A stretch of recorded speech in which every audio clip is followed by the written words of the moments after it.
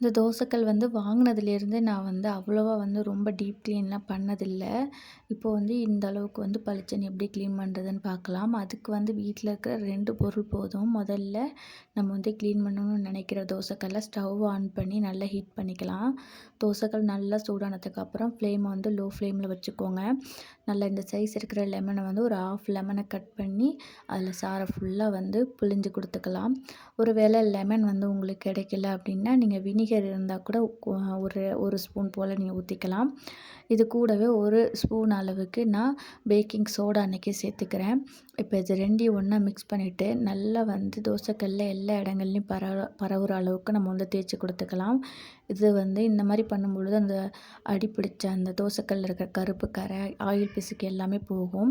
சூட்டோடைய அடுப்பிலேருந்து நான் எடுத்து கீழே வச்சுட்டு பேக் சைடும் நல்லா வந்து மீதி இருக்கிற ஒரு 1/2 லெமனோடைய ஜூஸை புழிஞ்சு கொடுத்துட்டு இன்னும் கொஞ்சம் பேக்கிங் சோடா போட்டு நல்லா வந்து இந்த மாதிரி செஞ்சு கொடுத்துக்கிறேன். இப்போ அது நல்லா வந்து சூடு ஆறட்டும். ஆறுனதுக்கப்புறம் நம்ம வந்து நார்மலாக எப்படி பாத்திரம் க்ளீன் பண்ணுவோமோ அது மாதிரி விளக்கி எடுத்துக்கலாம். இப்போ இது கூட வந்து நான் பாத்திரம் விளக்குற சோப்பு இல்லைனா லிக்விட் எதுனாலும் ஊற்றிக்கோங்க. அடுத்ததாக அது கூட நம்ம வீட்டில் இருக்கிற சிவப்பு கோல மாவு வச்சுருப்போம்ல, செங்கல்ல செய்கிற கோல மாவு இல்லைனா வந்து கொரப்பாக இருக்கிற அரிசி மாவு. இப்போ இது 2மே கிடைக்கலனா நம்ம ஸ்ட்ரீட்டில் கிடைக்கிற மண் கூட நம்ம எடுத்து யூஸ் பண்ணிக்கலாம். கொஞ்சம் கொரப்பாக இருக்கிற ஏதாச்சும் ஒரு பொருளை போட்டு நல்லா வந்து தேய்ன்னு தேய்ச்சிட்டே இருக்கணும். ஒரு 15லேருந்து 20 நிமிஷம் நல்லா வந்து தேய்ச்சிக்கிட்டே இருந்தோம் அப்படின்னா இதில் மேலே இருக்கிற அந்த கருப்பு கரை எல்லாமே கொஞ்சம் கொஞ்சம் தான் போயிடும். ஆயில் பிசுக்கெல்லாம் நல்லா போயிட்டு வரும்.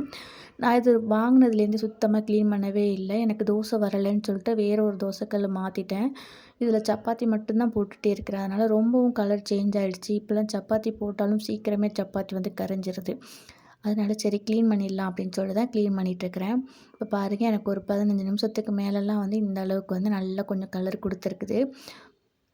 சரி இந்த அளவுக்கு கலர் வந்தால் போதும்னு சொல்லிட்டு நான் வந்து கழுவ ஆரம்பிச்சிட்டேன். ஒரு வேளை இன்னும் நல்லா பளிச்சுன்னு ஆகணும்னு சொல்லிட்டு வேணும் அப்படின்னா நீங்கள் வந்து ஒரே டைமில் நல்லா தேய்ச்சி கொடுத்தோன்னா நமக்கு கையும் வலிக்க ஆரம்பிச்சிடும். அதனால் இதை வந்து இப்போதைக்கு நீங்கள் சீசனிங் பண்ணி யூஸ் பண்ண ஆரம்பிச்சுட்டு திரும்ப வந்து வீக்லி ஒன்ஸ் வந்து அடிக்கடி நம்ம க்ளீன் பண்ண எல்லா கருப்பும் வந்து போயிடும்.